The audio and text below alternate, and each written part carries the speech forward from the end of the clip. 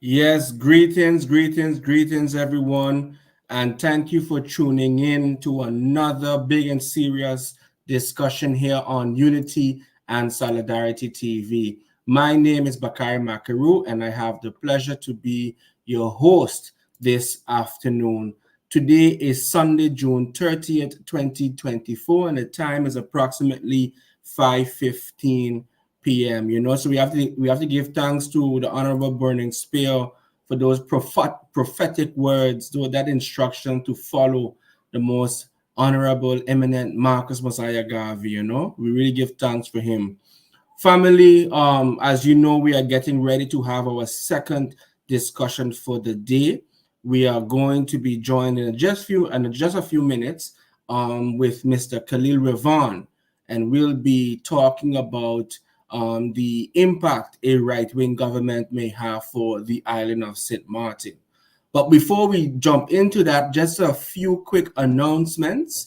Just to backtrack a bit, I need to thank ones for tuning in earlier today, where I was joined by Brother Hilong Dungwe and Brother Jegna, and as we discussed the political developments in Tanzania, also known as South Africa, and that's a conversation we definitely want to have again, right? So again, we're inviting ones to visit our YouTube channel, which is Unity and Solidarity TV, and check out the host of podcasts that we've done, touching on different topics from culture to Pan-Africanism, politics to history, and so forth and so on. So remember to like, subscribe, and share the link far and wide if you appreciate this content. Family, Tuesday, July 2nd, 2024, is the Earth Strong of the Honorable Patrice Lumumba, who was the first Prime Minister of the Democratic Republic of Congo, and who was on the verge of creating a state free from European control, and who wanted to ensure that the African family, the African man, African woman was at the center of development, and who could have lived a life free of exploitation and indignity.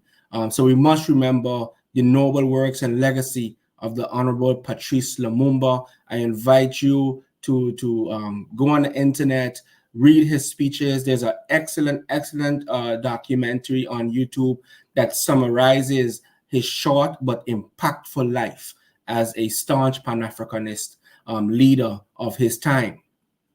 Also, R&Rs will be at the Emilia Wilson Park on Monday, July 1st, 2024, from 12 p.m. until everything is done. Of course, we'll be selling our delicious homemade golden brown loaded pastiches of different fillings. These include the meat pastiche, cheese, spinach and cheese, and saltfish. The meat and cheese is $2. The spinach and cheese and the saltfish pastiches is for $2.50. And of course, no pastiche is complete without our homemade punch crema, which comes in 2 different flavors and 3 sizes. And these are pistachio and coconut, and the prices are $5 for a cup, $10 for a small bottle and $20 for a large bottle. I think you should just treat yourself and just buy each and every flavor, and not forgetting our homemade natural juices. And the flavors are the sorrel, mango, ginger, and tamarind, and each is for $5. Um, just a quick notification. Next Sunday, so Sunday, July 7th, we'll be having part 3 of our discussion with regards to the impact of a right-wing government. But this time, we will be joined by the leader of the People's Labour Party in St. Eustatius, none other than Miss Richeline Leerdam. And that's a conversation I'm also looking forward to, because many of us would remember what The Hague did to our brothers and sisters in St. Eustatius not too long ago. And we must never, ever forget that very strange chapter, in our recent history. I say strange because The Hague has a way of preaching democracy and inclusion and good governance, and at times it seems as though they fail to practice that which they preach. But that's a totally different conversation. Maybe it might come up today, maybe not. We will see. But I know my guest is not shy. He does not shy away from those very critical observations when it comes to foreign policy. So again, we are on YouTube. You can find us at youtube.com/@Unity&Solidarity TV. And you can also check out today's discussion via my personal Facebook page, which is facebook.com/Bakari.Makeru. So again, please remember to like, share, and follow the aforementioned pages and channel, and check out the past podcasts, of course.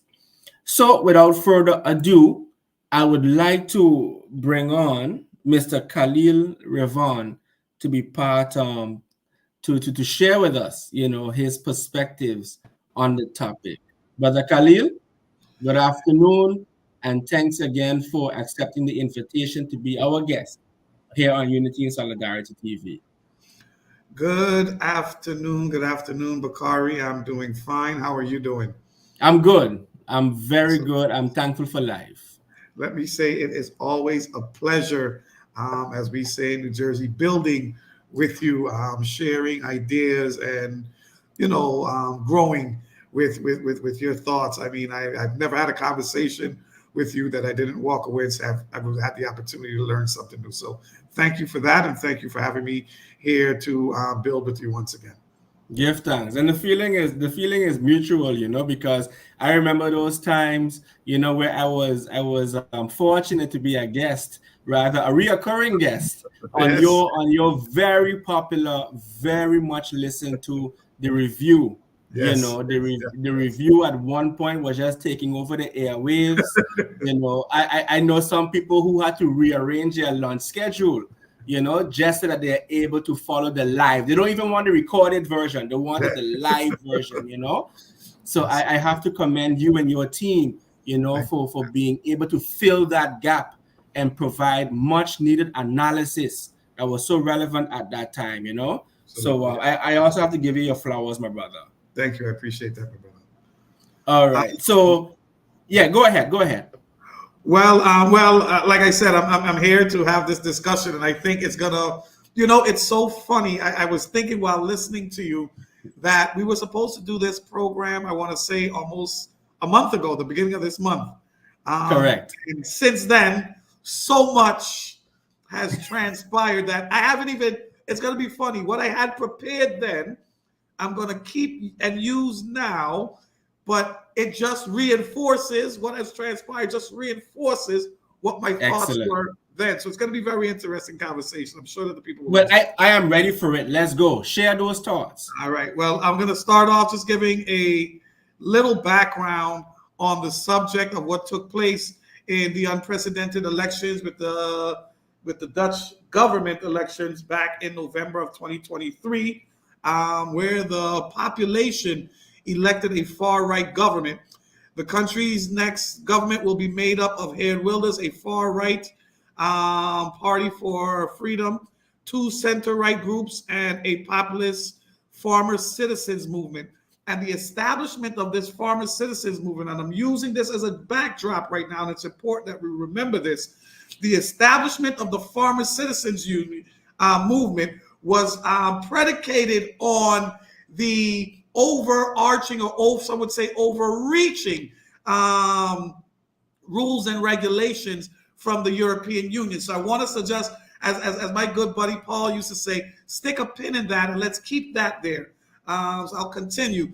The coalition brokered by Wilders, a far-right extremist on immigration and nationalistic issues, would also include the outgoing Prime Minister Mark Rutte's party, for the Party for Freedom and Democracy, and centralists, the New Social Contract Party.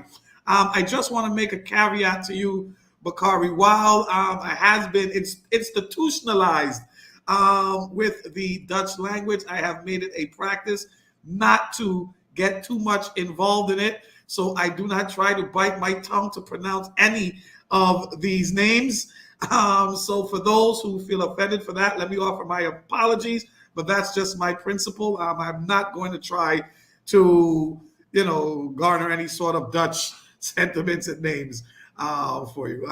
This announcement on May 16th, and it took them some time. It took them several months, almost 5 months, to get a government together. This announcement on May 16th caps nearly 6 months of fraught talks between the four parties, which at one time saw the leader of the NCS walk away, and whose open squabbles on social media reverberated amongst the Dutch public.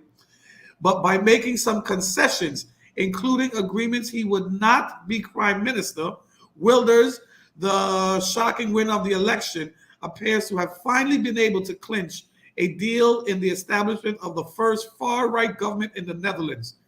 Wilders' victory is being seen as a forecast. I'm going to repeat this here now. Remember, I wrote this almost a month ago. Wilders' victory is being seen as a forecast or omen for far-right surges in this month's European Parliament elections taking place on June 6th.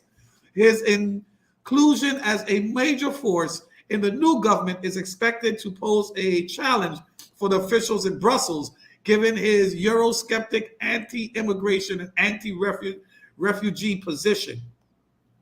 The joining of the far-right coalition decision by outgoing Dutch Prime Minister Rutte's Liberal Party to enter government with his far-right party provoked such a rebuke from French President Emmanuel Macron's top allies in Brussels. So now remember, if you take a look at what happened yesterday, right, and the results are slowly coming in. Here we have it. I talked about this almost a month ago in preparation for this discussion, that, again, the far right is infusing throughout Europe. Now, this has significant impact for us. Back then, Valérie Haler, a French member of parliament who leads the Liberal Renewal European bloc in the European Parliament, expressed total disapproval following the announcement of the four-party Dutch coalition that includes both Wilders and Rutte's Party for Freedom, as Rutte's party was a major member of the European Liberal bloc. It is projected that in the European elections this month of June 6th to 9th, the far-right parties, extreme reformist parties, and national identity groups will gain seats in the European Parliament, which came to pass. This is thereby strengthening and emboldening the far-right policies and positions of Wilders' cabinet.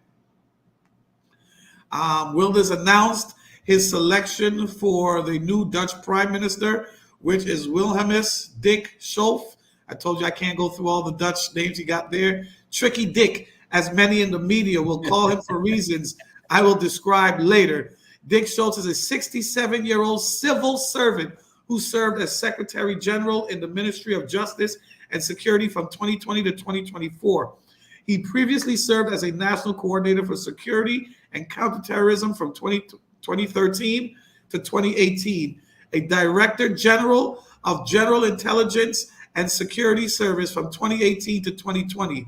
He was a long-term serving member of the Dutch Labour Party for over 30 years until he resigned in 2021. His reason for resignation was he no longer saw himself in the Liberal Labor Party. Following the general elections victory of the Populist Party for Freedom of Geert Wilders in November 23, Schoof called it a sign of distrust towards the government. In an interview, he said that the people could not have been wrong if they voted for PVV, in such large numbers. Now, here you have it. You're seeing that the background of this incoming prime minister is rooted in security measures for the Netherlands. And if you know anything about persons in the military field or the intelligence field, they are heavily nationalistic and defensive, overly defensive, some may say, of their own personal values. So such that it leads to imposing on others' personal values. But again, we'll stick a pin in those two things because we're going to get to that. But I just want to go through that. And I want to go through a few things about this incoming prime minister, as he will be setting the agenda for the upcoming government as it pertains not only to international affairs, but in particular, in our case, kingdom relations. As I mentioned earlier, he's a career civil servant with a long record in national security related jobs and headed the immigration services between 1990 and 2003. He was appointed as National Coordinator for Counterterrorism in 2013, overseeing the response to the Downing flight MH17 over the Ukraine by Russian-controlled forces, in which 196 Dutch citizens died. Afterward, he headed the Domestic Security Service for 1 year before moving to the Ministry of Justice.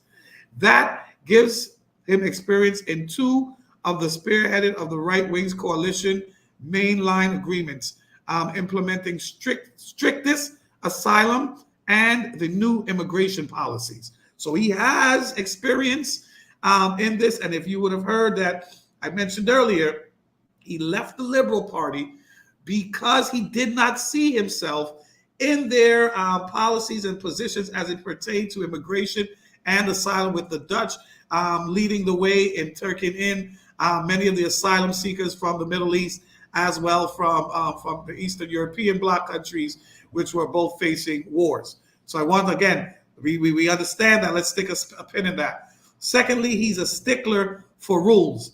According to Schoof, upholding democracy and the rule of law has been a common thread throughout his many positions in civil service, except when it comes to him stretching them for him. Exactly. On the last two occasions, Schoof has also shown a willingness to flex the rules to get what he wanted. In 2015, the Dutch media reported that Schoof had attempted to steer the supposedly independent investigation into the security services handling of the MH17 crash crisis. According to emails that were made public, Schoof was furious and criticized the report's authors as being too heavy and too negative in their conclusion, encouraging them to soften their language, which they consequently did. In March of this year, the Dutch newspaper NRC reported that Schoof had also dismissed warnings about the legality of his security services employees snooping on suspects through fake social media accounts.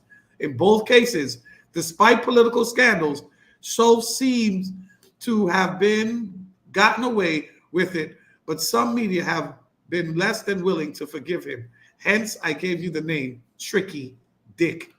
Now, we will see, for all of those that follow St.Martin politics and regional politics, we would have seen and heard many complaints about who was able to pass this screening, not pass this screening, who has done what irregularity, who has done maybe investigated for what crimes, and all of these sort of things. Here you have the prime minister, or the incoming prime minister of the new Dutch cabinet, who has clearly been involved in his own wrongdoings, his own irregularities. And I'm going to get into this a little bit later too. I keep pushing the pin down. Yeah. you're going to see that this is a common theme in the appointments of this new cabinet. This cabinet has been suffering with individuals' inability to pass the screening based on irregularities and illegalities that they have all been a part of. And when you listen to the far right leader, Wilders, express his view on this, he has no interest or concerns. I'll repeat again, he has no interest or concerns in the reports from the National Security Services on these individuals. Some he has pressed through. Those who have taken the moral high ground will have resigned. Yeah, they will have resigned. So we'll see that this common theme is not abnormal. Yeah. So they've been struggling over the last 2 months to put this cabinet together, all for various reasons. Who has resigned, who hasn't passed screening. They have also ran into some other loggerheads amongst themselves. Yeah. So let me tell you that they're still going through the cabinet appointee position. But in the meantime, before I jump to my conclusion, in the meantime, I want to go to another article. Sure. I like to reference Al Jazeera. You know me, Bakari, forgive me to the audience, but I always like to do my discussions predicated on some facts and figures. So just that while we all have our opinions, they have to be based on some level of truth. Yeah. So we'll see now. And when we talk about St. Martin, I'm going to make it clear. And I told you this when you asked me, and I asked you if it is okay. So full disclosure, I truly believe full-heartedly in independence for the territory of St. Martin. Not the island territory, not no north or south side, the entire St. Martin. I full-heartedly believe in independence for. So I cannot speak on this subject matter in isolation solely for the southern part of the territory. I have to look at it wholeheartedly for the entire territory.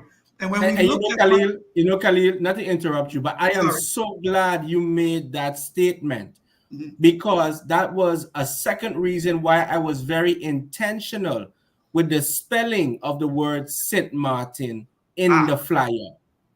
Because when I say St. Martin, right, of course, people might say, yeah, but what does Holland have to do with the rest of St. Martin, right? But we understand geopolitics in the sense that Holland and The Hague, you know, they are quite clear when it comes to these 37 square miles. Absolutely. You see, and what affects us on this side ends up affecting our brothers and sisters on the other side. Absolutely. You see, so I was very intentional. So I'm glad you highlighted that particular point. Absolutely. But go ahead. Thank you for that. When we start to look in Al Jazeera, they're talking about the exit polls. The exit polls from the election of yesterday. So you know that, again, to give a little background, Macron, the then president of France, called early elections. That's correct. Called early elections. Now it's so funny that when, as Jay-Z likes to say it, you know what I mean? When the white man does it, they say it's success. But when we do it, they say we're a suspect. You understand? So early elections happens in many, many, many places, right? So here is Macron concerned about his position in the government and the government and Europe overall. I think a lot of pressure came in from Europe with the government leaning right, particularly with the unexpected, I have to emphasize, the unexpected results in the Netherlands. So there is a direct combination, a Franco-Dutch combination here that is back in play again. Back in play again. And as it says, both in Al Jazeera, as well as in the Euro News, it says, I'll read the headlines for you. For the first time, the far-right national rally toppled the legislative polls, more than doubling its support, while Macron seems to have been left reeling. So it is telling you here that the results are showing that the far right government has been able to garner close to 33% of the overall vote right now as it stands, which means that going into the runoffs um, in France, it means that the far right is in the lead and will be leading a coalition that may take the executive seats and the majority of seats in their parliament. So this far right situation, while at the time it was a concern of what took place in Holland and how it would affect the southern part of the territory of St. Martin, here we are. Here we are today at the end of the month, June 30th. The same result is forthcoming in the northern side, where they too may face the challenges of dealing with a far right government in France. So it means that the territory in its entirety has to come and get a good understanding of what it means to deal with a far right government. So I just wanted to put all of that together so that we have an understanding that this thing cannot be seen in isolation. Yeah. So when I go on to discuss what does it mean for St. Martin, it says, how do we as an island nation, I say, navigate through this Dutch Eurocentric and even possible American far right political atmosphere? Because that is true. That's a good point. That's a good point. Coming up as well, which we are very dependent on their geopolitical stance as it pertains to the Caribbean region as well. So I said before we answer that question, we have to ask ourselves, who are they? What do their core principles and values mean for us? And how do they see these islands in the kingdom formation? Okay. A coalition between the four parties forming the new right-wing government, framed by the mantra, here's their mantra, hope, courage, and pride. Sounds familiar. It sounds very familiar. I have been preaching this, and here we have a far right-wing government, as they call them, in the Netherlands, saying the same thing that I've been saying, and many of us have been saying we need to restore in this country here.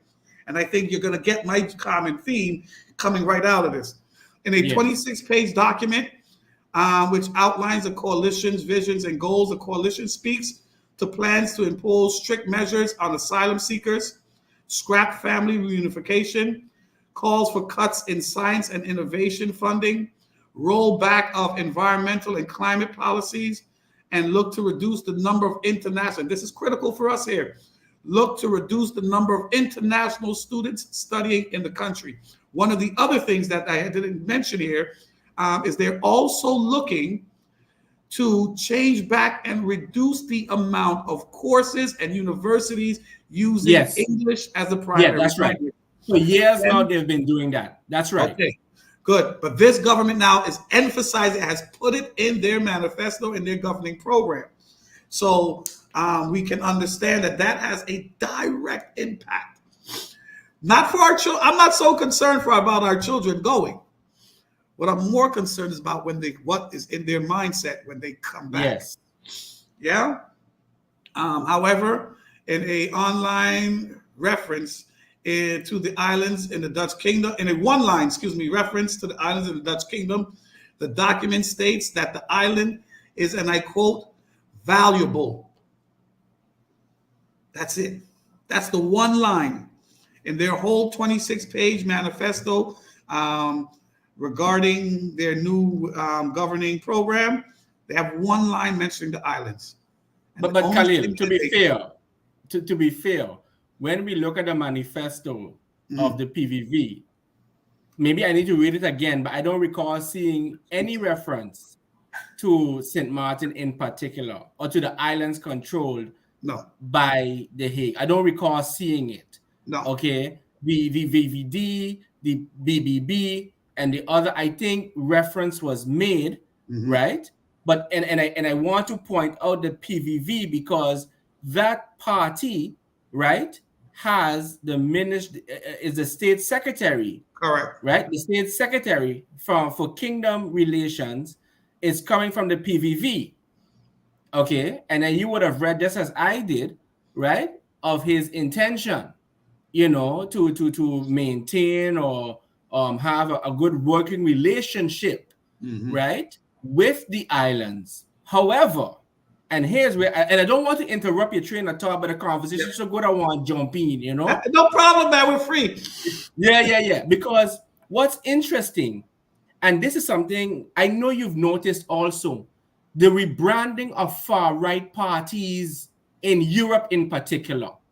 Because Marie Le Pen, right, the first, the other election did not do so good.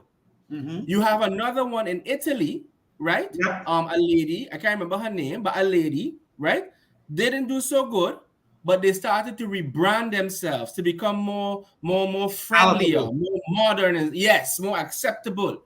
And we are seeing that they have gained significant traction. And I can say this about even the Dutch parties in Holland. You have the Forum for Democracy, which I mean, he has his own thing going on, but you have here Wilders, who also went through that particular evolution, as for lack of a better word, to become more attractive. You see, to become more attractive specifically because we can't ignore demographics. Because we know Holland has a young population, Europe has a young population. And when we look at it, we see that a lot of men, young men, are voting for far right parties, Absolutely. according to the Euro polls that were taken just before the European elections. You Absolutely. see? So I say that to say that we really can't take this for granted. And Well, the fact that a number of PVV candidates, ministers, MPs made some very offensive remarks in the past and recently.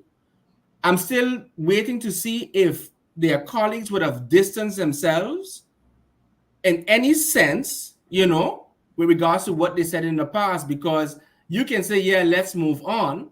But if you haven't addressed your colleague publicly, I start to wonder about your intention and your approach when you're in front of my government, of our government officials. well, I love that you're making that statement, but I want you to stick a pin in that because I want to give you Okay, my conclusion. I want to okay. give you my conclusion, and it's going to tie directly back because you're going to see that I'm going to tell you frankly, I have no problem with any far right, far left. Doesn't make a difference to me. You understand? And I'll read to you here. It's I wrote over the last 14 years, in terms of dealing with the islands, namely St. Martin, the Dutch position has not changed. Their Mm. principles of the continuity of government, combined with their hardline approach and statements from the coalition leader Wilders, can lead to the conclusion that the systemic approach to unify all the islands under a single territory as part of the Netherlands under the Dutch government will continue and possibly now be intensified. Mm. Hence their statement, it is valuable from a geopolitical standpoint. Their value does not mean that we are, they didn't say the people are valuable. Do you understand me? They did not say the people are valuable. They said the territory is valuable. The territories Wow. are valuable. So it's the geopolitical stance, the Wow. access to the Latin American markets, the access to the American markets, the negotiations and stability with America's stance. That is valuable. There was no discussion or mention of the people of the territory being valuable. And if you look at from the inception of the Kingdom Charter and the Dutch Constitution in itself, where they talk about these territories, they were never talking about the people. Mm. Because at that time we were assets, and to them now we're nothing but assets. And what you're saying is so key, because I have noticed the the fact that when I look at the presence of China, Mhm. of Russia, of America, right, in the Caribbean basin, right, we are seeing that Europe feels as though it's being left out. It is a concern to them. Yes. Um, I'm gonna come to that. Yeah, yeah, yeah. Um, Bring it. because that there that you mentioned goes right back to what the prime minister's hard on for these geopolitical Correct. security measures, where they want to keep the Chinese out, they want to keep the Correct. Russians out, and these sort of things. So it is important for them, and when we cannot have this conversation, and we're going to stick a pin in BRICS, because BRICS is also something that's Oh, right. So again, these territories are valuable. Remember that term. They're valuable. The islands are valuable, not the people. The yeah, island. yeah. And that's such a critical distinction, you know. And to be honest, I really took that critical distinction for granted. And I have to thank you for highlighting that because, as you correctly pointed out, it has always been about territory control and possession. You Correct. see, and the only time that they would ever ease up is because they have lost any use of value, seen any Yep. more value in the islands. You Absolutely. understand? But I really think, because I remember reading an article, you know, I remember reading an article, and it's talking about how Europe wants to invest so much of millions in the Caribbean and South America for renewable energy and so forth. And I'm like, well, that's interesting, because America is also flooding the region with money aid. You know, China is also flooding the region. So the Caribbean now has become a hot spot. You know, we are seeing the fault lines being drawn, right? We are seeing how the world is reconfiguring itself, right? And America seems to not be too kind. They don't really support that because they want to maintain order. But we Correct. do see another world coming. And like how you said, BRICS, you know, BRICS in its, I mean, I think we need to have a different show on BRICS. No, Well, we uh, cannot have this discussion and leave that out. no, we can't leave it out. We cannot. You see, we simply cannot. But BRICS is going to be such I don't even know how to call it, Khalil. But the ramifications of BRICS, if done correctly, right? Because you know, within the BRICS configuration, there are countries that still can't get along because of geopolitical reasons, Correct. boundaries, alliances, and so forth and so on. But if they could get it correct, they could definitely displace America. You know, Yep. they could definitely, because I mean, not too long ago we saw that the oil producing nations, I think they have now decoupled from the US dollar, Mhm. right? The BRICS is talking about its own currency, right? The BRICS countries control most of the wealth that we need every single day. And we know that America is just struggling to maintain some sort of relevance, Yep. you know. But go ahead, go ahead. Let Yep. me hear your take on Well, it. as I have mentioned that and I have mentioned this since this revelation came to me. First, I'll tell you this. After the Hurricane Irma Mm, ravaged and devastated the northeastern Caribbean region, something baffled my mind. I said, how could it be? And if you look throughout all the territories, whether from Puerto Rico straight down even into independent Antigua, the responses of the metropoles who colonized those particular territories, whether presently or in the past, the responses of each of those metropoles had been the same. They all sent in their military to evacuate their people. Thereafter, they sent in their military to maintain order. The little bit of relief and food relief that was given was down to what they call ready to eat meals, right? mm. It wasn't even real food. Thereafter, once the cleanup and everything, the country was brought back to order. There was all sorts of investigations and arrests, and this transpired in every territory: Puerto Rico, Oh, St. Thomas, Tortola, St. Martin, Dutch and French side, north and south. It transpired in Antigua as well. And lastly, and most importantly, they got involved in every election that took place after that hurricane. There was some form of colonialistic interference into the territory so that their governments would have been elected. And if you look, even Wow. in Anguilla, at the results of the election, they were primarily younger people and Mm. very liberal leaning persons. Wow. Do you understand that? And this Wow. transpired in every territory. And I asked myself, how could that be? What are the odds of that? Yeah. You understand? And it led me to understand the first thing I gathered from that is we're not talking to each other. Correct. That's number one. We in the region, not even north and south, we're not talking to each other. You understand? We're not talking to each other. So while it may have been an MP in this part of the territory, when you go up north, you have the same situation with two provincial representatives there for the collectivity, right? That also got arrested. That the situation has been the same. So it means to me there has to be a bigger picture that we're Yes. missing and Yeah. not talking to each other about.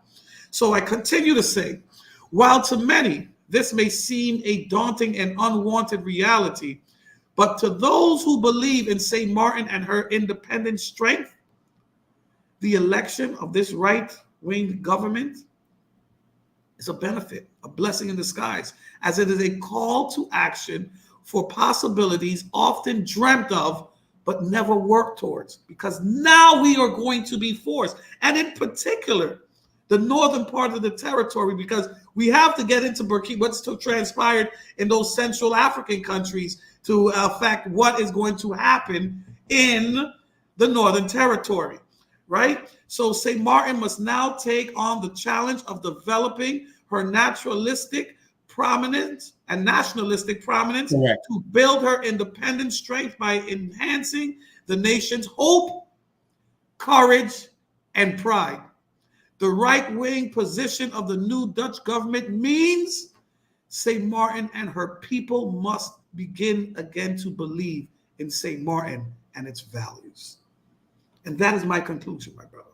It means that we are going to be forced to now become our own right-wing positioned government and depend on ourselves to build ourselves, because we know the ultra liberal help that was being an aid that was being used before to control us and dictate to us what has to transpire in these territories in hopes of making us all under one regime to be led by them. The only way to fight that is to now build us. Is to now And build us. I can't disagree with anything that you just said. You know what I wish, Khalil? I gonna have to find a way to take that snippet, that last part of your presentation, and put a beat behind of it, and just lead it go viral. You understand what I'm saying? Because what you just said perfectly summarizes what we need to be thinking about right now. Let me also add to this, my brother, right? Politically speaking, I think what's going on now in St. Martin is a distraction. Yep. I truly believe that, because there are some major shifts going on in the world that if we do not get serious with ourselves, we are going to be part of someone's end game. We see recently in the media, the Dutch government is wondering whether we should become ultra periphery and this other construct. And when we are talking on St. Martin, we call ourselves country. When we go abroad, we call ourselves a different name. When we go to America, we have a different name. And I'm saying everybody has a plan for us. Everybody have an idea where they want to situate us. Everybody believe that once we become a member of such and such, we have access to funds, we have access to technology and experts. And I'm saying to myself, but That's we the have a carrot, lot of man. experts here. We have a lot of experts here that we have not utilized to their fullest capacity. Okay? Yep. Because of the little games that are being played all the time. All right? And I agree with you. I agree with you that I believe this government in The Hague might very well push us to that point where we have to come serious with that question on the referendum. Yep. Okay?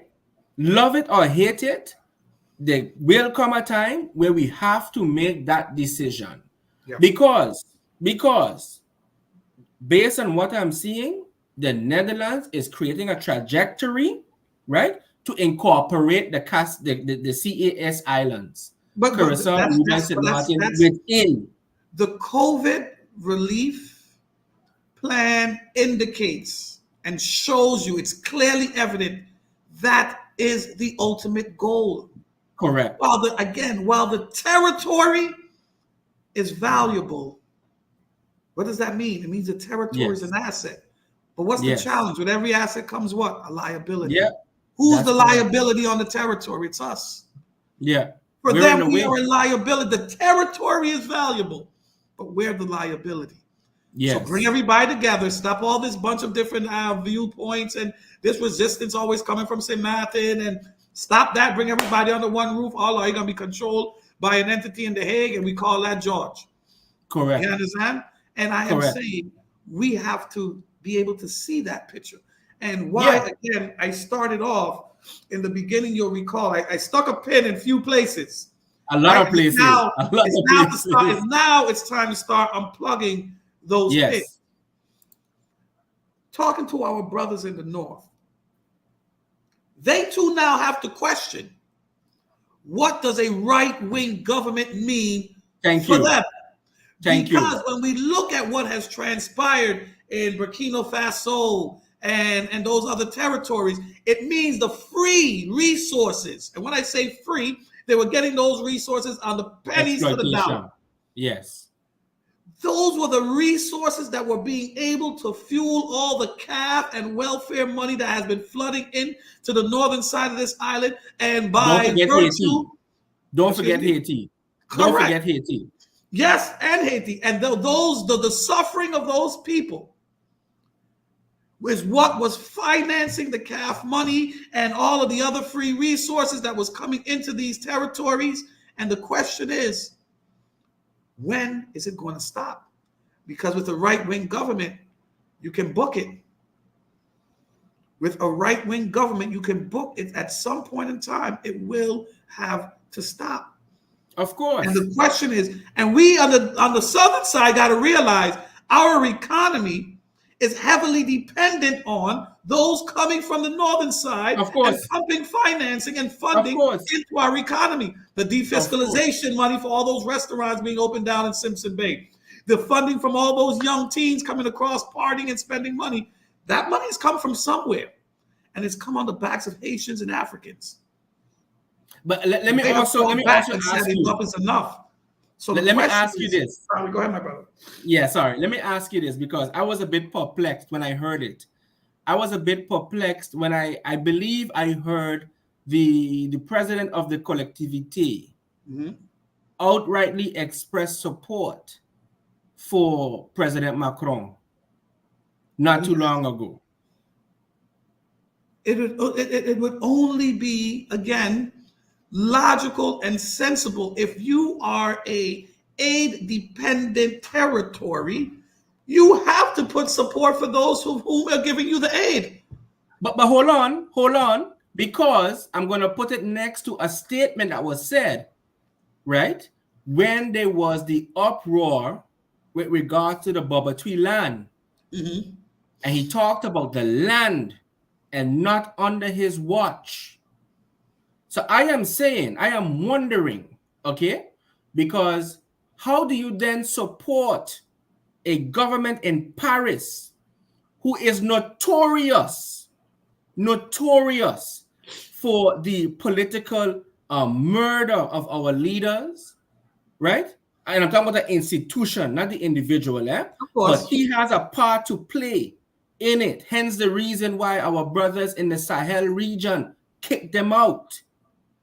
Okay? So how do you then, watching what has transpired, watching France's influence in Africa, in Haiti, call upon our people to support this institution and this political party? You understand what I'm saying? It tells me one or two things, my brother, that you believe that our people are politically naive, or really and truly you're probably not aware as you think you are when it comes to geopolitics. Help me out Well, on that question. I'll say this. I mean, I can't say what's in the good brother's mind, right? But there is no, I mean, again, if we're having the conversation on a basis of fact, there's no way you can equate the two. You cannot in one breath say, I'm supporting Macron and I want him to win, and in the same breath say, not under my dead body will I allow them to come in. Because that's what they're doing, my brother. Yeah. And if we look at even on the Dutch side of the island, boy. I have to use the term Dutch side, Yeah. they're imposing their military. No one's talking about this. Why are you building a Marine base on St. Martin? Why do you have a governor's headquarters with all of the amenities for protection on St. Martin? Why? And then they give you, why did you send your army division down here to do a full survey of every land, territory, and space and waters of St. Martin? Why? Do we honestly believe that it is for hurricane? Are we for real? We went through the hurricane. We didn't need no army then. Yeah. We went through the hurricane. We didn't need that building up there. The governor didn't need that up there. There has to be a bigger picture. And I think we are in absentia, leaving out the conversation amongst ourselves. What's happening there by you? What's happening here by us? What are the similarities? Because then and only then will we be able to get a full understanding of what the agenda is and understand what that agenda really means for us.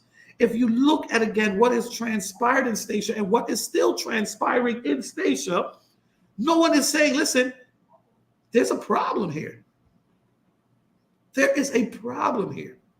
If they are willing to tell you that the territory is valuable and take away the freedoms and democratic rights of the people, the same ones, and this is why we'll say, stick a pin in the farmers. Because it's those same farmers party who said, no, we have our democratic rights and we want to move away from blah, blah, blah. It was okay for them, but not okay for Statia. You will hear our good brother on the French side say it's okay for them, Macron, but not okay for Statia. Not a soul spoke up for Statia. And I've been speaking on this situation for years. We have to be cognizant of what is transpiring in the region, what is transpiring in Europe, and we cannot forget, and I have to continue to emphasize this, what is transpiring in Central Africa. It's all connected. It is all directly connected, and it goes back. You started off with a song. And one of the things I keep telling our brothers, those in America, those here in the Caribbean region, and my few friends, little bit of friends that I have in Africa, follow, as I used to say, follow the money.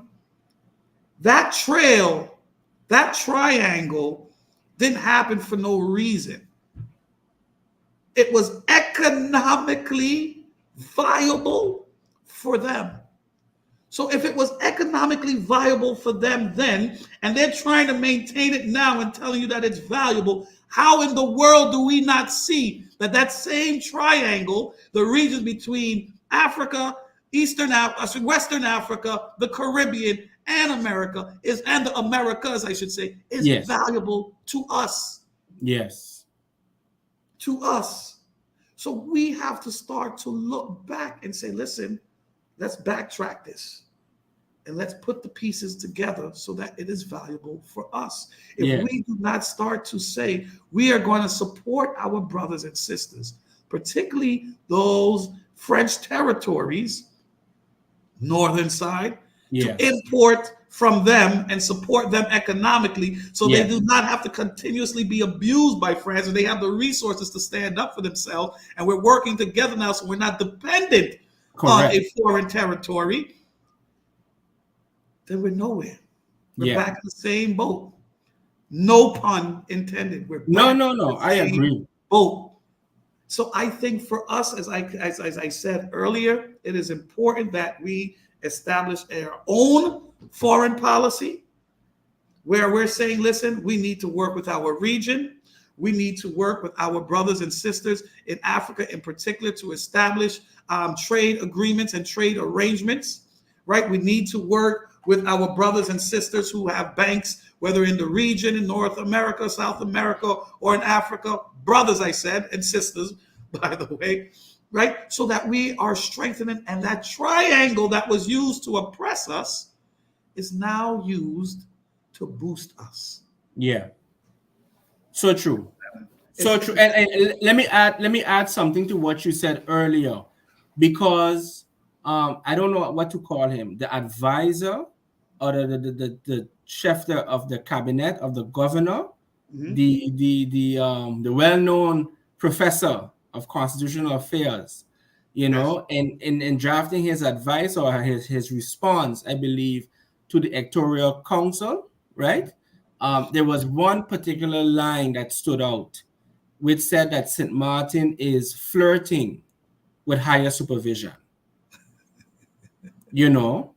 And I say that to say that one thing I know about Dutch politics, and this is aside from the average Dutch family, one thing I know about Dutch politics, paper is patient. Okay? In Dutch, they would say papier is geduldig. And all they would do is stack this information. So by the time they are ready, they would have already had a case. They would have already had a case file about your mismanagement, corruption, and so forth. Many of us forget the WODC report. This report, which was celebrated by the VVD and the leader of the PVV at the time, which documented all of the corruption and scandals on St. Martin. We forget about that. And had they gotten their way, chances are we might have been a public entity today. Or we would have been sold on eBay eBay. by That now. was the statement. Correct. That was the You statement. understand what I'm saying? So we cannot play with this particular system. Okay, because to me, when the good gentleman said that we are flirting with higher supervision, that was a warning shot. Yeah, I'll say this. My position, I try to be as diplomatic because Do your fortunately, best. fortunately or unfortunately, I have an election coming up in the next 2 days, starting with. So I have to be as politically correct as Sure.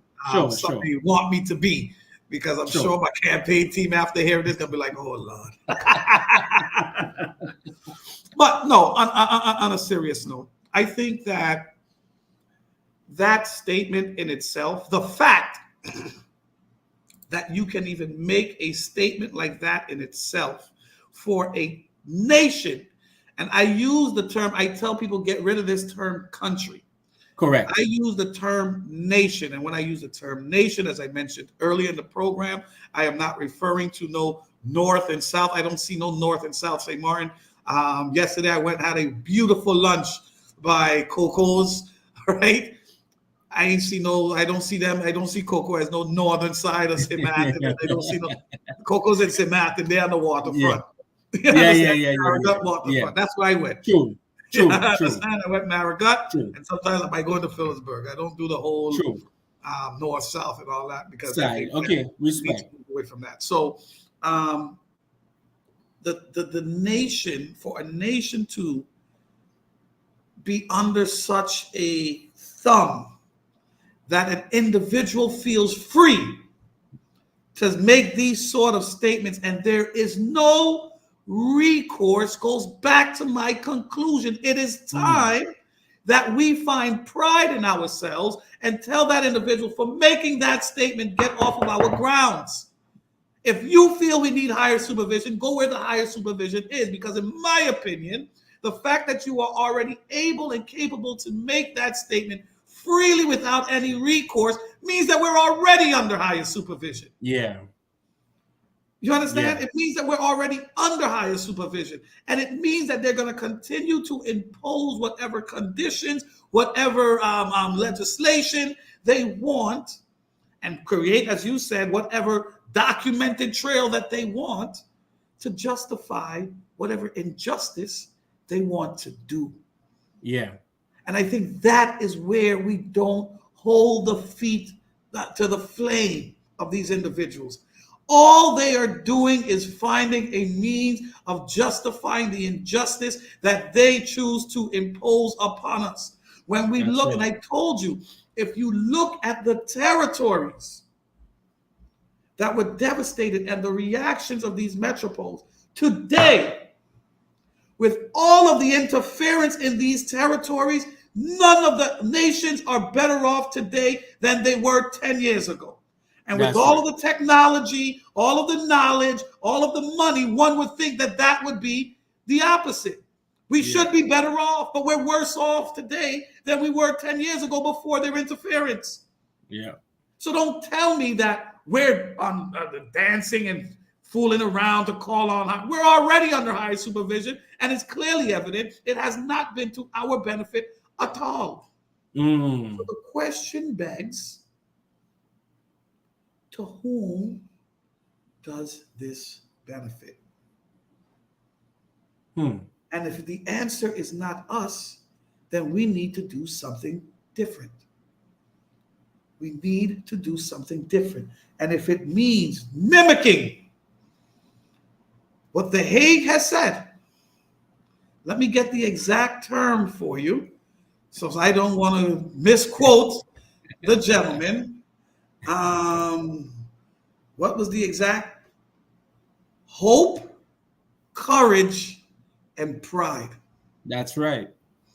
And if we do not begin to instill and use those principles to govern our policies and decision making,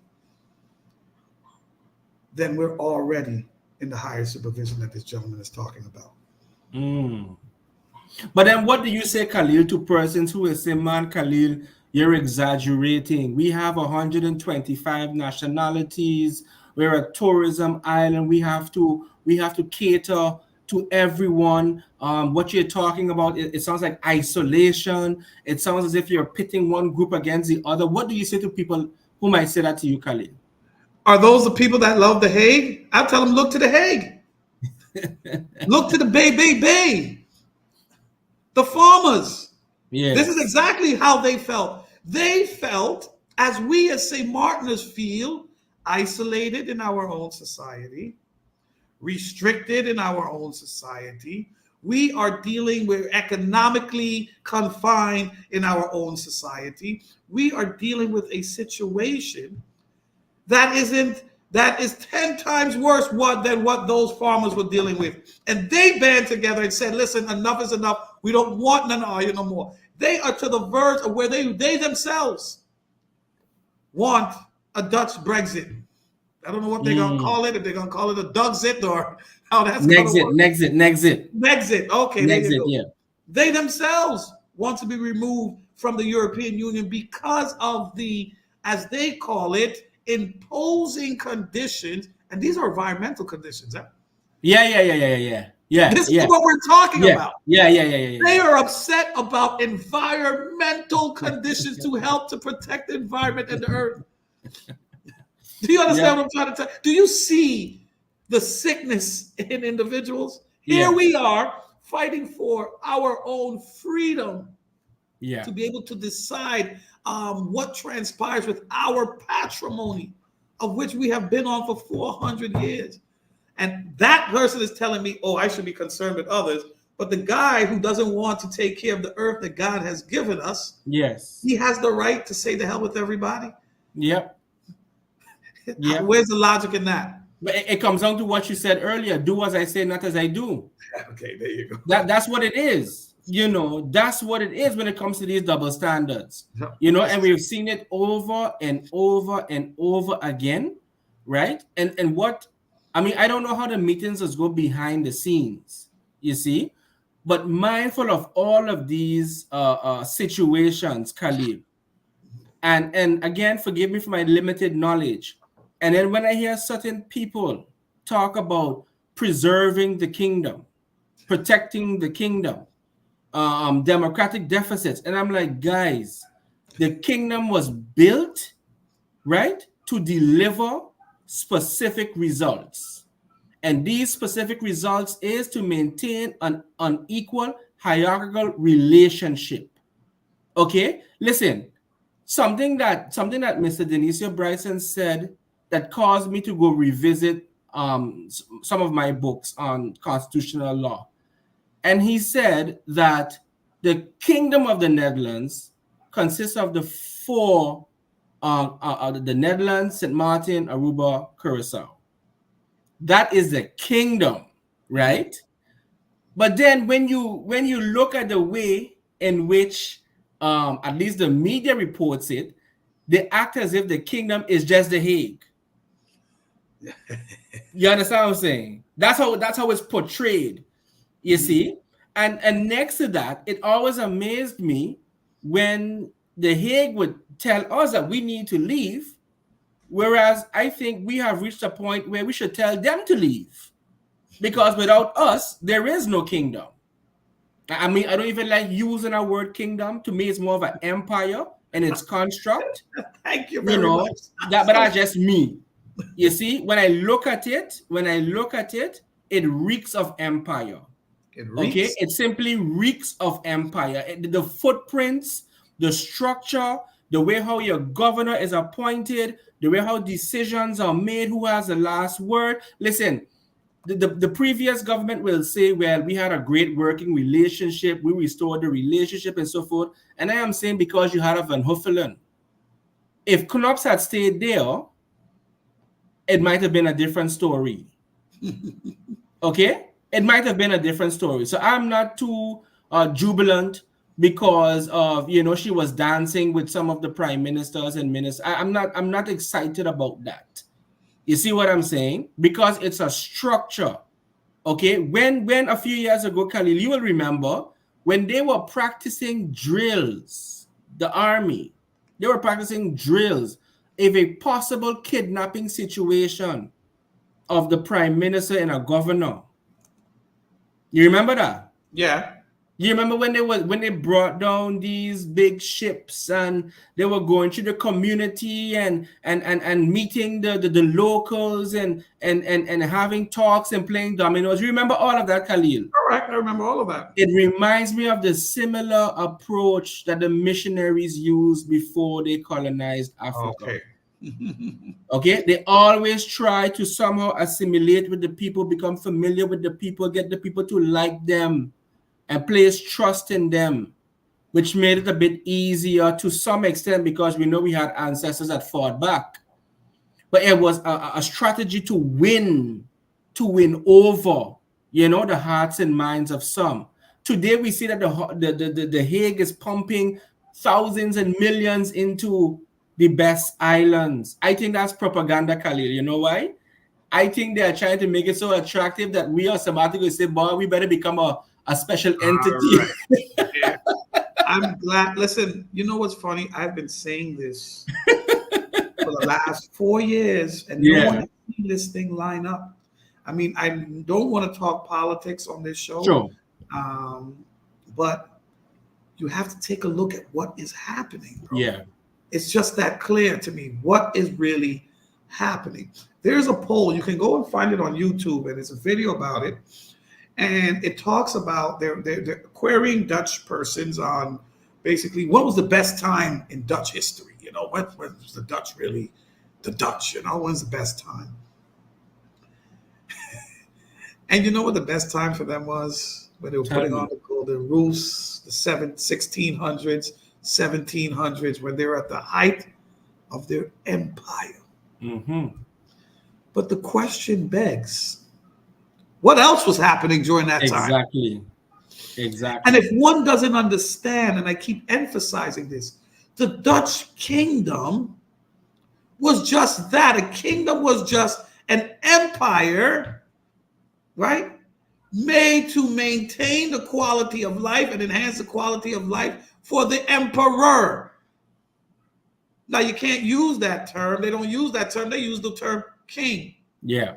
Why? Because they say emperor is a sort of Yeah, yeah, yeah, yeah, yeah, but the yeah. king is anointed by God. Now, these people are the same individuals who tell us we got to remove God from our lives, God from our classroom, God from our children, but we must honor and protect the The one king. man in their minds that God has anointed Yeah. to lead all of us. Yes. If that isn't the height of hypocrisy, my brother, Yeah. right? So that their argument in terms of maintaining a kingdom, the kingdom was not made for us. Correct.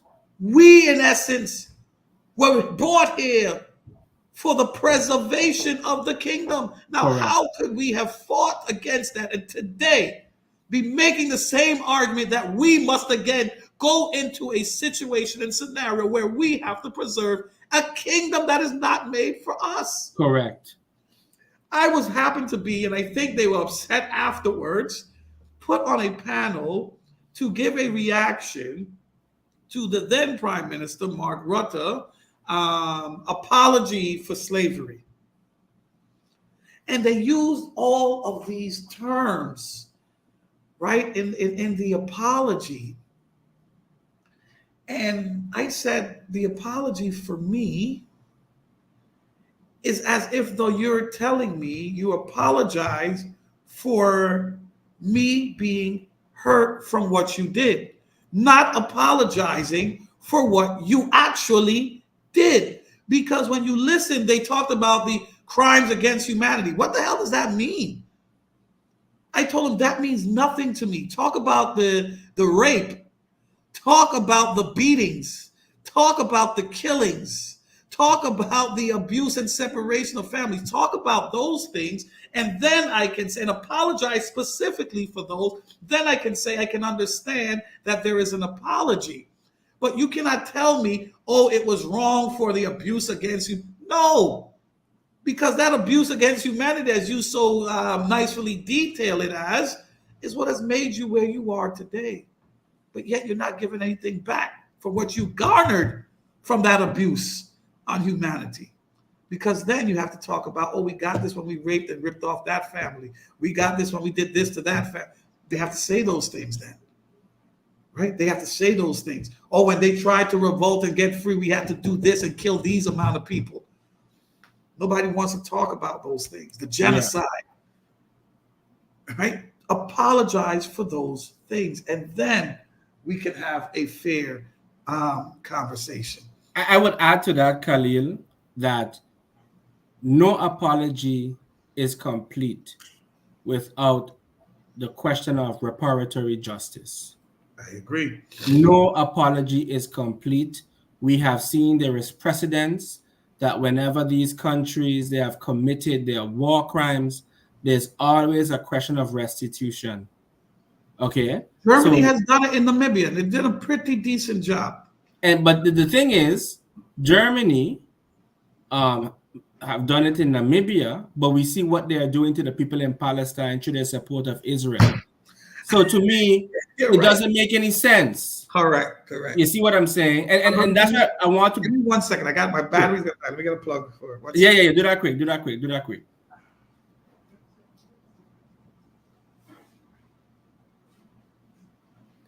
Yes, family, we do hope that you're enjoying, today's discussion. We're going talking about, reparatory justice. We were just going to touch upon a brief analysis of the speech on the so-called apology. But it all centers on today's topic when it comes to the implications of a right-wing government in The Hague, and more importantly, what we must do. And I think that is where the conversation will get even better, because Khalil talked about nationalism, and little did he know when he said nationalism, he was speaking my language. But we're going to get into that.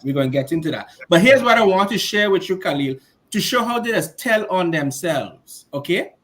When we take a closer analysis of the speech by William, right? He starts off by saying, the city that has loved freedom above all else for centuries. Okay?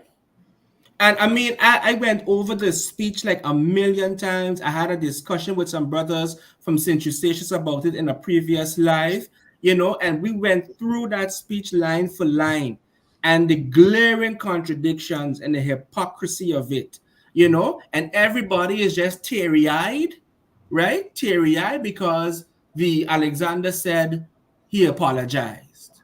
Okay? And because Ruta said, what about a comma and not a period? And they made a decision to determine how it's going to be done. Now it's talking about projects, money for projects, and so forth, right? And some of our people are saying, well, let's take the money, right? Let's take the money so that we can do projects to fix things. Khalil, listen carefully, because this is one of your favorite topics, to fix things that we cannot do as a result, right, of our growing national debt. Oh, Lord. Let me tell you this. I'll tell you this. The very first thing I asked, and you see, I like to come prepared. So I struggled. This was in December of 2023. I'll never forget this. I struggled. Okay. How am I going to prepare for this? What could this man really tell me to make me say, okay, I can accept that? I couldn't come up with anything, because it baffled me. Why is he doing this? I know why he should be doing it, right? But what is really the justification? What is the really reason? What's the purpose behind this? I struggled with it, man. So I said, you know what? I'm going to go with I'm not going to prepare anything. I'm going to go with an open mind and listen to what he had to say. Now, the gentleman in the room, who was then the Minister of Health, he asked, because the apology was given in Dutch. Okay. He asked, live by Prime Minister Rutte, and he asked, do we need to communicate? Now listen to this. He's asking, do we need to communicate this in English? Now, I told you, my Dutch is horrible. I was there for about a year and a half. I learned what I had to learn to do what I had to do, but it's not my thing. So everybody in the room seemed to be tentative to raise their hand, because they now want to be this. I raised my hand like, I want to hear this thing clearly, because when I speak to them, they want me to speak in their language. You apologize to me. You should at least have the decency to do it in my language. Yes. So he read it. Now, to me, the little bit I understood, it wasn't word for word, but it was comparable. And I still didn't. The same thing I told you earlier, what I garnered from it in English, the same thing I garnered in Dutch. And that is, it wasn't sufficient for me. But the question on why was this still remained. Then 2 months later, boom, they start talking about this oil boom in Guyana. I said, whoa, wait a minute. Oil boom in Guyana? What the hell are the odds of that?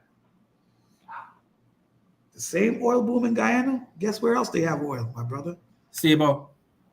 Suriname. Oh, yes, that's true. That's true. Right next door. The same, what do you call it? Where the oil is gathered. The same pits or whatever they're called. Yes. That's true. Suriname. The Surinamese government had refused to allow the Dutch to come in with Royal Dutch Shell to be part of the exploratory mission of the oil. Now, was they really apologizing to me and you? If they were so concerned with their atrocities of the past, where was the apology for Indonesia? Where was the independent apologies for the Eastern Dutch, the Dutch Eastern Company that did all of the atrocities of kidnapping? Where were those apologies to Africa? If you're talking then about the atrocities, or you want to specifically talk about the slave trade, where were those apologies? But the apology, and if you listen to the speech, he mainly was referencing all of the atrocities that took place in Suriname. And because they understood, boy, we can't just sit there and not mention these small guys here. We got to mention them too. So he talked a little bit about Khalil, did you hear anything about Tete Loke? Yes, he did mention one, Tete Loke. Okay, good. He did. Good. So we got a line. We got a line, right? Yeah, we got the correct. Same way. Yeah, we get a line. We got to dig in. He Okay? We got to dig in. Did indeed. But again, my point is, the purpose wasn't a genuine purpose. It's like my godson was here today. You know, he wants some of the little jellies, candies, the little candy jellies.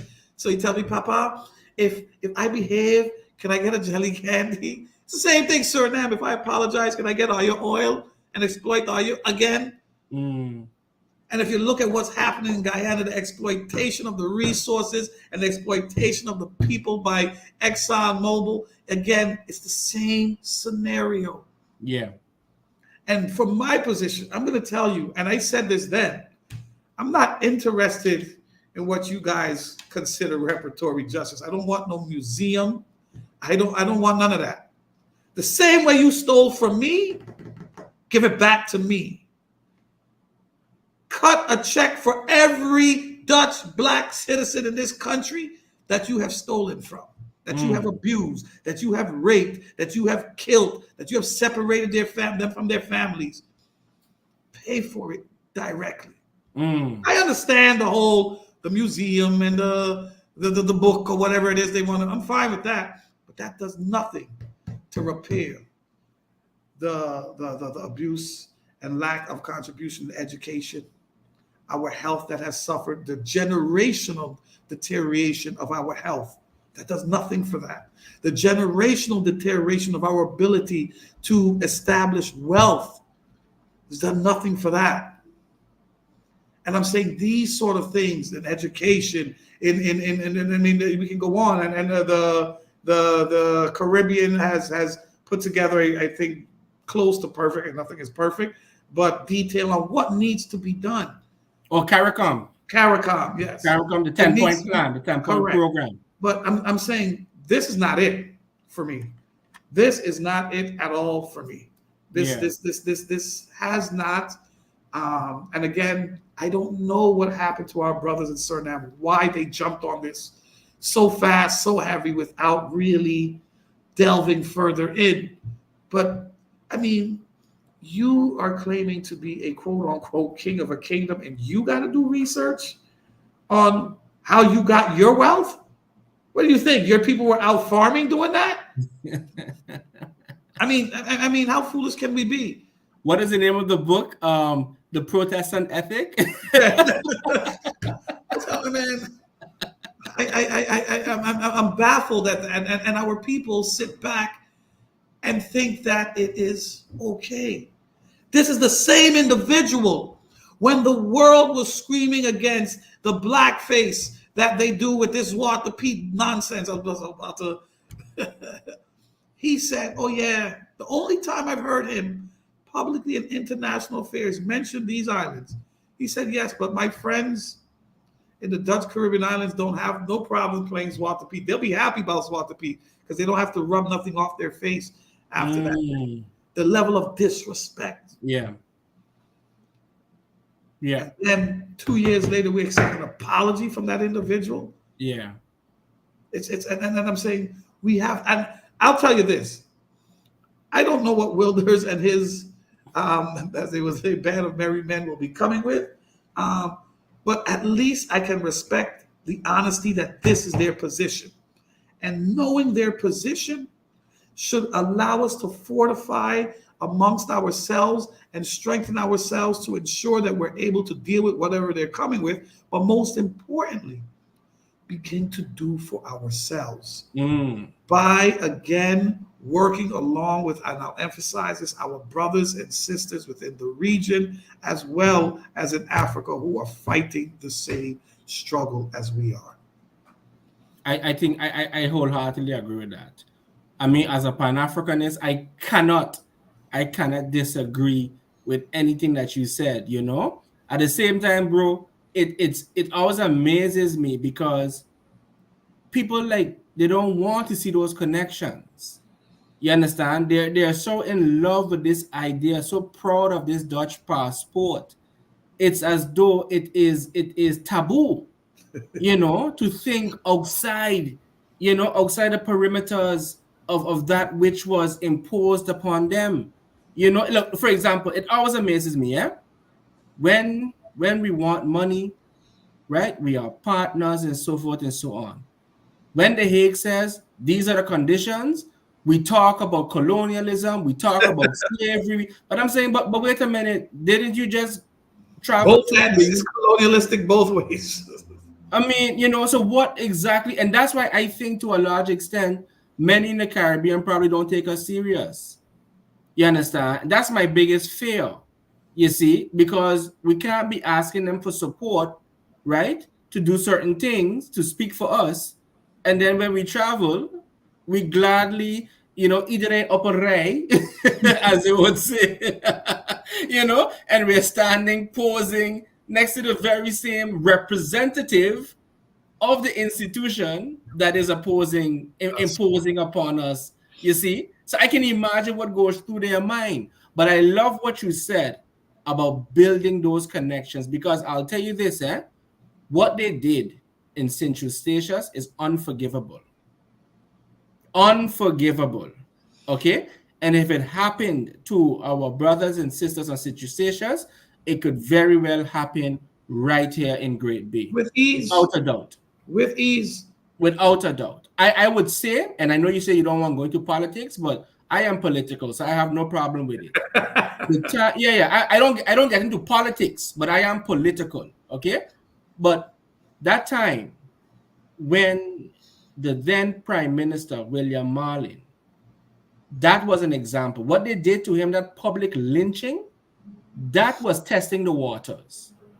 Okay? And I believe if there was a stronger response, I mean, love him or hate him, that's next to the point there. But it's a symbolism of it that if there was a significant pushback, I think they would have had to revisit their initial position. You understand what I'm saying? Yep. And that is something I firmly believe. They are, because they are cowards, you know. They are cowards. And I'll say that publicly. They are cowards. And they can only do what you allow them to do. You understand? The moment you stand your ground 10 toes down and say, I ain't going back no further, you force that dialogue. Yep. You understand? You force that dialogue. And I say that to say, this speaks into what you was talking about, Khalil, about the nationalism. Okay? We must be intentional. Okay? And we must be unrepentant when we talk about putting St. Martin first.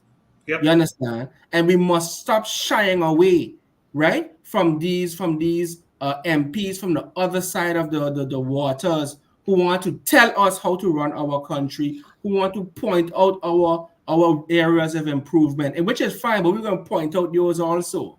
You understand what I'm saying? We're going to come to this table as equals, right? And we are going to have a good discussion, right? And we are going to make sure that we can have respect. You see? You know, for me, I went through a parliamentary training, and there was a lady who stated that because of the results of this election in The Hague in 2023, the civil service of the Dutch government, who is also afraid of this incoming right government, that's a good point. They put together a panel. Listen to this. Yeah, that's true. Yes. They put together a panel on how, of what they need to come up with, what they need to do to diffuse anything that may create such an image that may seem to be imposing, colonialistic, and all kinds of things on us. Yes. What? But you have been all of this time. And Yes. that shows you, it shows you that their interest has never been, nor will it ever be, truly to the interest or benefits of us. Correct. They're afraid of their image. Correct. They're concerned with their image, their and the ramifications thereof, not with what we're feeling, our lack of proper food, our lack of proper education, lack of proper infrastructure, and all the lack of economic growth because of what they have imposed on this country, particularly over the last 7 years. They're not concerned with that. And our people joined that panel. Yeah. Our people, and again, love them to death. They're brilliant. Yes. But they joined the panel. Yeah. And I'm saying, I understand. I too would love to be called by the king and, you know, singing, dancing. But the singing and dancing doesn't feed our people. Yeah, correct. It just maintains the system that they have put there, again, for the maintenance of their quality of life. Yeah. And we have to understand that the Kingdom Charter, and I keep referring to this, the Dutch Constitution, at the time the Dutch Constitution was established, we were assets, namely in the form of chattel. That's correct. So it has nothing to do with a structure for our benefit. It's as if though I and my wife go out and buy a house, we get enough rooms for our kids and our loved ones, and then we build a small little room for the dog. And now the dog is telling us, but we want AC too. When you eat steak, we want to eat steak too. How am I going to look at that dog? Yeah. You understand? But not realizing that that dog is a human being just like me. It is an animal that God has created, right? And now they give us that recognition. Well, and there's a story with the Buffalo Soldier in the trial where the general says, listen, I fought for y'all to be free, not to be equal. Wow. And I think we have to understand that. Check that out, the trial of the Buffalo Soldiers. I definitely will. We have to understand that. So this argument about democratic deficit, there will always be a democratic deficit. Not because of the numbers, but because of the indoctrination both in us and in them alike. There will always be a democratic deficit because there will always be a position of mental superiority versus inferiority, which we seem to want to maintain. So until such point in time that we take on the position of hope, courage, and pride, as Wilders has for his people in the Netherlands, until we take that position, that gap, I don't care what law is written, I don't care what the courts say, that gap will always be maintained. I had a conversation, I don't know if you recall earlier in the year when they were going through this whole, what do you call this? When they're appointing the ministers and all of that. Yes. They're going through that process, and the governor says, well, he's not signing this one and he's not signing that for whatever reason. And, you know, there's a particular group, and I love them. They trust so much in this system and believe so much, as a system just continues to rip them apart and beat them. What do you call that syndrome when they had one guard in the concentration camp with the thousands of Jews, and they just all was just one afraid of that one guard? Oh, I don't know that one. These guys were of the opinion, oh, let's take them to court. I'm like, court? I'm like, brother, the court is theirs. The same instruction that this gentleman is getting is the same instruction that the court is going to get and give back to you. I Which we told saw, huh? which we basically saw last week. I mean, come on. Yeah. And I told him, I said, politics is one only two places. Politics is never one in the courts. Because the courts maintain the system and are adjudicating on laws that were built and structured to maintain the system that Correct. has been put in place. Correct. So the politics can never be won in the court. Politics is won at the polls, and if that's not respected, then it's won in the streets. Yeah. That's it. As unfortunate as it may sound. Yeah. Yeah. That's it. Yeah. You're not going to the courts who are adjudicating based on laws that were made to maintain the system that is being used to oppress you. How are those laws? A law is made to oppress you. How are you going to use that law to say, boy, let them go free? Yeah, correct. You understand what I'm saying? Correct. It's only in the streets. Only in the streets. So if you don't change ideology to win it at the ballot box, then you have to win it in the street. And I told them clear, for me, there's one solution. We all gather our people and we march up there and we camp out. Yeah. Until a decision is made in our favor. Yeah. Because I don't think they want the imagery because of that, what did we say before they try to protect? Yes. Of them locking us, poor black people standing up for their rights up. Correct. We ain't doing nothing violent. We're just saying we're going to wait till you make the right decision. Yeah. Fair and just.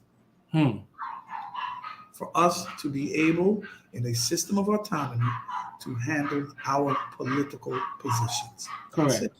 And that's fair and just.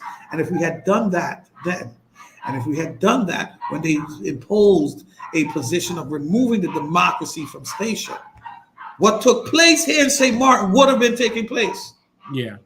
But because we bend and cower, as you said, you may call them cowards, but we have been taking the coward position. Oh, I was getting to that. Don't worry, I kind of toned down because you say you want to talk politics, you understand? I toned it down, but I was coming to that direction too. I was coming to that.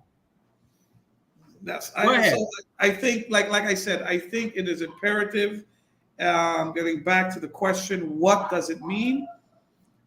We have to take charge of ourselves and bring that same hope and courage and pride back to our people. Bring it back to our people. We need a day or a time or a few months of atonement. Let's separate ourselves politically, financially, mentally away from this oppressive system. And let's just look internal. And again, when I say internal, I don't mean no southern side or no north. Our full territory. Let's look amongst ourselves and see what needs to be done to better us. That introspection is needed, and then the execution of what comes out of that is necessary. And then at such time,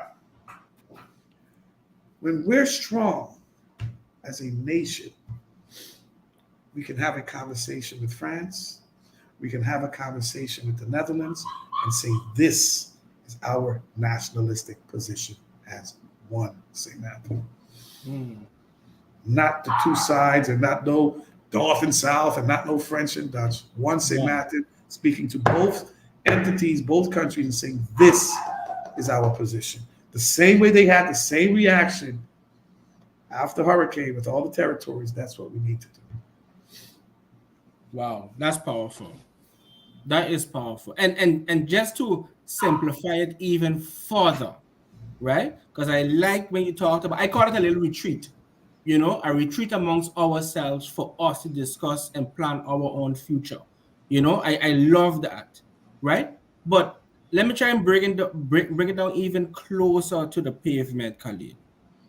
What sort of behaviors, what type of mindset should we exercise, right? What sort of principles? And I know, hope, courage, and trust, those are principles as such, but the values, do you think that we need to incorporate today to realize those three principles? Well, I think the starting point is, I know this is going to sound cliche-ish, but we have to start from a point of love and respect Okay. for our people. It is easy for you and I to disagree, but that doesn't mean I have to be disrespectful to you. It does not mean that I have to use whatever political power I have or rhetoric to try to either embarrass you, lock you up, and all Or shame you and destroy all you. these sort of destroy you. Yeah. Right? I think that is the very first. We need to come in. There's a saying that in every negotiation, it must be a starting point of good faith. And I Yes. think we all need to come in to the discussions with good faith and understand that you're not my enemy and I am not your enemy, my brother. I love that. We may have different positions. We may look a little different, sound a little different, even talk a little different. But you aren't my enemy. Mm. We face a bigger challenge. And I think we have to have an understanding that we are here on this common ground to deal with that bigger challenge. And that is the autonomy, freedom, love, and respect for our people.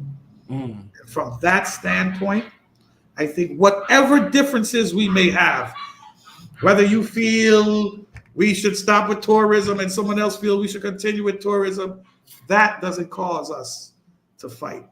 It may cause us to discuss, it may cause us to even debate, but not to fight, because our fight is in one direction, and that's for the Mm. people of this country. I love that. I think Khalil, to be honest, that is a perfect way to end this conversation. You understand what I'm saying? I love it. I truly, truly enjoy this conversation. I am going to invite you back for us to talk about the bricks. You Oh, know, oh man, that's yes. We did mention that. We stuck a yeah, pin in that. We didn't pull that pin out yet. exactly. It's a number of things we put Yes, pins in, yes. but I didn't want to interrupt the flow neither. Yeah, you understand? I didn't want to cut your wisdom on so many crucial points that you was elaborating on. But because again, I don't think that we spend, and that's why I love the review. The review would have discussed these things. Yeah, You understand? Conversations that the regular media programs would have touched on. The review was going international. Review was pulling on international developments and bringing it home. You understand? And I think I told you it in the beginning. I'm going to tell you again. You cannot underestimate the great service. It was a public service because we have become so internalized. Everything is St. Martin, which is fine. You see, but we cannot act as though St. Martin is the whole world. correct, You correct. see, we cannot act as if we are immune to certain developments. You see what I'm saying? And I think that is something that no other station, and I can say this boldly, no other station gave it that attention like the review. Thank you. Okay? So Thank you. if I have to make a petition to get the review, no, I'm serious. If I have Well, to start a petition to get the review back on, my brother, I go and do it because I miss all you. I miss you. I miss Paul. I miss Cecile. I miss the whole crew. You understand? So don't ever, ever underestimate that. well, Okay? I'll say this: we're all a little tied up politically now That's because of true. the new developments here. So hopefully, on a serious note, after August 19th, we can really seriously look at that. I think it, and you're 100% right. Whatever the results are, I think it's important that the people continue the dialogue, the discourse on such subject matters. I think Yes. the mainstream media right now has a particular agenda. They've been funded and bailed out by the Dutch government. Let's be frank. Yeah. So they have a particular agenda. Not to say that's a wrong agenda or bad, but they have an agenda. Correct. We need to be able to bring conversations to our people that they can follow up on, research themselves, and that's important. I think what was good, as you mentioned with the review, is we all had different viewpoints, right? Correct. We all had different viewpoints, whether politically, religiously, we had different viewpoints, but the love and mutual respect that I spoke about was there. And I think Correct. that is what is the most important thing. And as you know, we had days where it got loud. You know what I mean? It got loud, Yeah. but we were all able to walk out that room and come back the next day and speak about the next subject. as Yeah, passionately and as respectfully as we did the day before. And I think that is what's important as a nation that we begin to do now. that's right. That's right. Well, Khalil, I want to thank you so much. Really, really want to thank you for your time, for your insights. I really hope you made a note of the points in that we didn't get to discuss Shut because up. we Shut up. need to dig in. We need to dig into it because Yes. I hope, I feel that this information, I'm hoping that it inspires person to take a second look, take a second and a deeper look into the formation, right? Into the personalities, into the ideologies. So by the time they reach grade B, we know how to engage them. Correct. Instead of reactive, we can then be proactive and take initiatives, So I Yes, indeed. really want to thank you, Khalil, and of course, you're always welcome. You don't have to wait on me, to extend an invitation. Just say, boy, Baka, we need to talk about X, Y, and Z, and we set a time and date. So I Yes. really want to give thanks. Yes, indeed. I want to thank you again and your listening audience for having me here, for sharing my simple, humble opinions on such matters. I hope I can get invited back again. I hope I brought the quality of discourse that you were looking for. I Definitely. think the subject of BRICS is going to be very, very important. I'm a bit concerned with what it's going to mean globally to the present hegemony of the U.S. I think it may shake it up a little bit, and I don't know if the outcome may be as desirable as we may want it to be. So I think we have to look at that and also, again, begin to prepare. Oh, yes. Impacts may mean for us Yes. and what the benefits and lack thereof may mean for Yes. us as well. So I look forward to that. And thank you once again for having me on, my brother. And I want to wish you and your family a blessed Sunday going forward. All right. Thank you so much. Well, ladies and gentlemen, family, we have come to the end of another great, great, big and serious conversation. We do hope that you enjoyed today's podcast. And of course, that it would have inspired you to do some research because I can tell you, I'm definitely going to look into the trial of the Buffalo Soldier, to get some more information about that. Don't forget, tomorrow, July 1st, R&R will be at the Emilia Wilson Park selling the best pastiches on the island. No questions asked. You want to say something? Yes, here's a little endorsement, I must say. Those pastiches and the creams, when you have the Punch pistachio, crema. the Punch punch and crema. cream. Oh man, listen, we're the bomb. So I will be there tomorrow to make sure I get my portion and share. Give thanks. Give thanks. Give thanks. Give thanks. Give thanks. I encourage the community to come out and give your patronage to Bakari and his family. Give thanks. It is excellent, excellent, excellent. Give thanks. Give thanks. Give thanks. Yeah, so we're gonna be there tomorrow from about 12 p.m. until the food done. So of course we have the homemade ponche crema, we have the pastiches, we have natural homemade juices of different flavors. So come down, pass by, treat yourself. With all what's going on at St. Martin right now, you deserve a pastiche. And take my personal word for it, buy one of each. Just in case that you don't have to make breakfast for the next few days, buy enough, and then you're good to go. All right. Next week, God's willing, we are back here on Unity and Solidarity TV. Next week is the 7th. We will be having Miss Richeline Leerdam, leader of the People's Labour Party of St. Eustatius, and we'll be asking her the same question, and that is, what does a right-wing government mean for the island of St. Eustatius? So you don't want to miss that. Well, family, in the words of the most honorable, right and excellent Marcus Mosiah Garvey, I leave you with the following. Up, you mighty race, you can accomplish what you will. One God, one aim, one destiny. From all of us here, take care. Bye-bye.